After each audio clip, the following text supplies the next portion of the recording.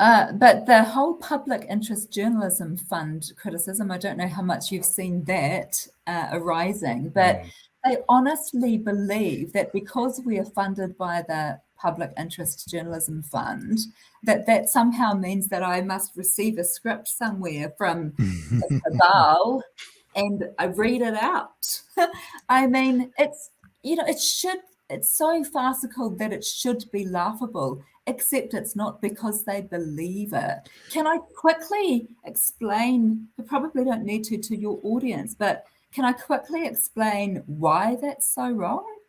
Yeah, please. Absolutely. So the Public Interest Journalism Fund is a new thing that came out in, as one of the COVID response measures because media companies were struggling. And I think most people at that point recognized that you need to have a media because, for one thing, you need the dissemination of information. And so people have managed to conflate that with there being a control over a message.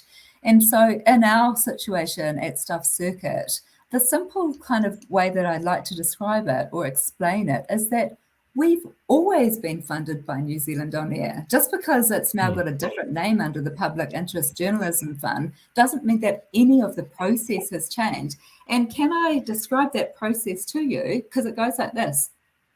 We send in an application, it goes to New Zealand On Air, they assess it on its merits about whether they think we're capable journalists who could deliver a program of investigative journalism in the public interest, and then they give us the money if they approve the application.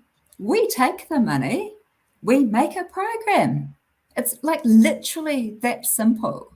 We never have a consultation with them about our programs. We tell them the topic, and that's a really important distinction, because did you hear what I said? We tell them the topic. Yeah. They don't tell us the topic. Then we go and make the investigation and we publish it. That's how it goes.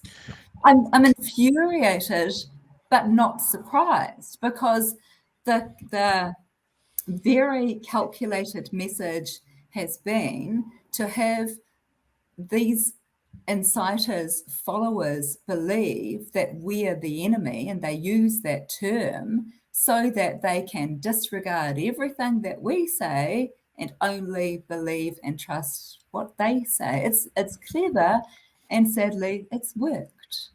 Can I add a context to that as well? And I'm not someone who either at the moment has private funding or public funding. We do this because we love it, A2E. Yeah.